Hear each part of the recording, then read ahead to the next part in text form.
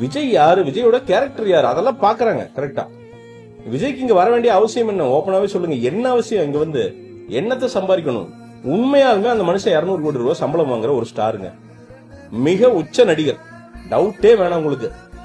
என்ன இன்னைக்கு மிக உச்ச அரசியல் தலைவர் ஆயிட்டு, அப்படி அதுக்கும் டவுட்டே வேணாம் உங்களுக்கு. ஏன்னா நேத்து ஒரு விழா நடந்தது, நான் அதை தப்பு சொல்ல, இளையராஜா ஐயாவுக்கு வந்து பாரத ரத்னா கொடுக்கணும், அவருக்கு ஒரு பாராட்டு விழா நடத்திருக்காங்க, அருமை. ஆனா அந்த விழாவோட டைமிங் பாருங்க, ஐயா ரஜினிகாந்த் அவர்கள், கமலஹாசன் அவர்கள் எல்லாரும் இருக்காங்க. ஒரு சின்ன டிஸ்ட்ராக்ஷன் தான், இதெல்லாம் ஒரு அரசியல் கேம் தான், அதெல்லாம் தப்பு சொல்ல முடியாது நம்ம.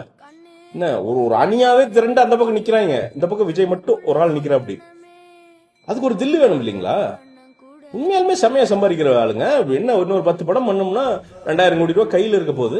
இந்த டாக்ஸ் கட்டுறாரு, கட்டிட்டு ஜாலியா உக்காந்துட்டு அரசியல்வாதிகள் மாதிரி ஏதோ தீவு யாச்சு என்ன ஏதோ ஒரு மைன்ஸ் ஏதோ ஒன்று வாங்கிட்டு, இல்ல ஜாலியா வந்து பாத்தீங்கன்னா ஏதோ ஒரு கட்டடங்கள் கட்டி விட்டு வாடகையை வாங்கிட்டு படுத்து தூங்கிடலாமே.